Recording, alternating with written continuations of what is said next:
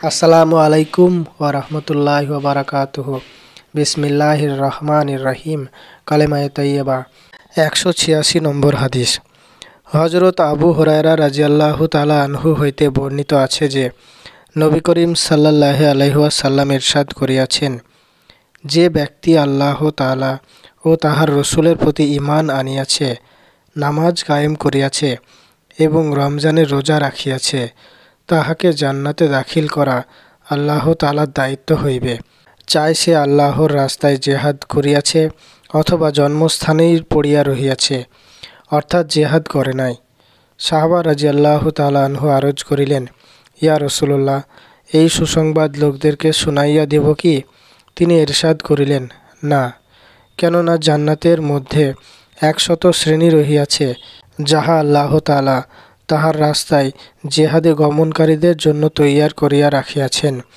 উহার মধ্যে প্রত্যেক 2 শ্রেণীর মাঝে এই পরিমাণ ব্যবধান রহিয়াছে, যেই পরিমাণ আসমান ও জমিনের মাঝে ব্যবধান রহিয়াছে।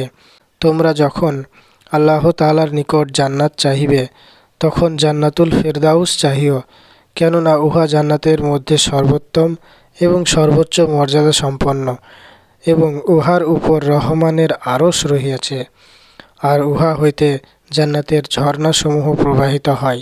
বুখারী। 187 নম্বর হাদিস।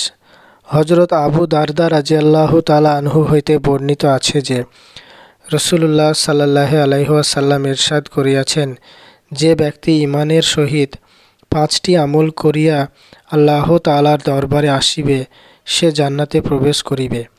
5 ওয়াক্ত নামাজ সময় মতো গুরুত্ব সহকারে এইরূপে পড়ে, উহার ওযু এবং রুকু ও সিজদা সঠিকভাবে আদায় করে, রমজান মাসের রোজা রাখে, হজ করার সামর্থ্য থাকিলে হজ করে, সন্তুষ্ট চিত্তে যাকাত আদায় করে এবং আমানত আদায় করে।